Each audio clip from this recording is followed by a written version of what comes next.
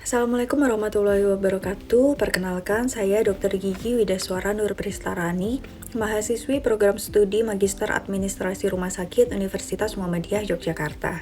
Pada kesempatan ini, saya ingin menyampaikan analisis keputusan strategis manajerial atas sebuah isu yang sedang hangat diperbincangkan belakangan ini mengenai pelayanan instalasi gawat darurat, yaitu intimidasi tenaga medis di IGD dan juga kegagalan sistem perlindungan nakes, merujuk pada kasus Dr. Ica di RS Leona pada bulan Juni 2026. Kasus ini bermula ketika seorang dokter jaga IGD menangani pasien anak korban gigitan ular. Menurut keluarga, dokter telah menangani pasien sesuai dengan SOP rumah sakit dan juga arahan dokter spesialis anak. Situasi menjadi memanas ketika keluarga pasien meminta vaksin tertentu yang secara medis belum direkomendasikan dan tidak tersedia di rumah sakit tersebut. Dua orang pria yang mengaku anggota DPRD kemudian mendatangi ruang perawatan dan menyampaikan protes dengan nada yang tinggi. Akibat tekanan psikologis tersebut, kondisi dokter memburuk hingga berujung pada kejadian yang sangat memilukan. Mengapa isu ini menjadi strategis bagi manajemen RS? Karena ini bukan hanya sekedar konflik individu, ini adalah kegagalan sistem manajemen risiko dan juga perlindungan tenaga kesehatan yang dapat berdampak langsung pada keselamatan pasien, keberlanjutan SDM, dan juga reputasi institusi. Bila dibiarkan, RS dapat kehilangan talenta terbaiknya dan juga kepercayaan publik. Dari perspektif manajemen, saya mengidentifikasi 3 akar masalah. Akar masalah yang pertama yaitu tidak adanya sistem keamanan IGD yang memadai. Dalam kasus ini, RS bahkan tidak memiliki CCTV di dalam area pelayanan. CCTV hanya tersedia di bagian luar. Padahal IGD adalah titik dengan resiko workplace violence tertinggi. Literatur Workplace Violence in Emergency Department secara konsisten menunjukkan lebih dari 50% tenaga IGD pernah mengalami kekerasan verbal maupun fisik. Absennya kontrol lingkungan adalah kegagalan sistemik, bukan kelalaian individu. Kemudian, akar masalah yang kedua yaitu lemahnya sistem dukungan psikologis dan pelaporan. Tidak ada mekanisme early warning maupun psychological first aid saat nakes mengalami tekanan. Padahal Permenkes nomor 11 tahun 2017 tentang keselamatan pasien menempatkan keselamatan petugas sebagai bagian tak terpisahkan dari keselamatan pasien. No staff safety, no patient safety.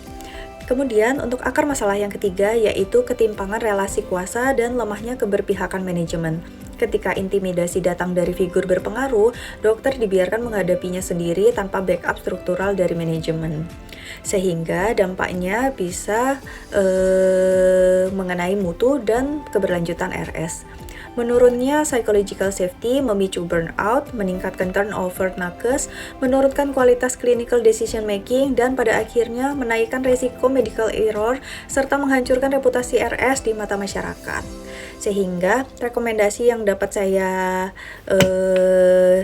sarankan atau berikan yaitu kita perlu mengambil 3 keputusan strategis yang mengintegrasikan inklusivitas fasilitas, unit bernilai tambah, serta arah teknologi dan infrastruktur. Keputusan yang pertama yaitu tentang sistem keamanan dan perlindungan nakes terintegrasi. Memasang CCTV di seluruh area pelayanan, panic button di setiap ruang IGD, serta menempatkan petugas keamanan terlatih di escalation, menetapkan kebijakan zero tolerance terhadap kekerasan kepada nakes dengan jalur pelaporan dan pendampingan hukum. Kemudian keputusan yang kedua yaitu mengenai unit bernilai tambah Staff Wellbeing and Safety Center. Unit yang menyediakan psychological first aid, counseling rutin, dan juga peer support. Ini keputusan berbasis bukti, yaitu intervensi staff well-being terbukti menurunkan burnout dan turnover serta meningkatkan retensi. Unit ini menjadi value added yang membedakan RS dan memperkuat employer branding. Dan untuk keputusan yang ketiga yaitu mengenai digitalisasi sistem pelaporan insiden dan manajemen aduan. Membangun aplikasi pelaporan insiden real time termasuk insiden reporting anonim yang terhubung ke dashboard manajemen risiko serta sistem antrean dan informasi digital di IGD untuk menekan konflik akibat miskomunikasi. Data insiden dianalisis berkala untuk perbaikan keberlanjutan. Sebagai penutup, keputusan tersulit menurut saya yaitu adalah jika pimpinan berani berdiri di depan melindungi tenaga medis, meskipun berhadapan dengan pihak yang punya kuasa dan pengaruh.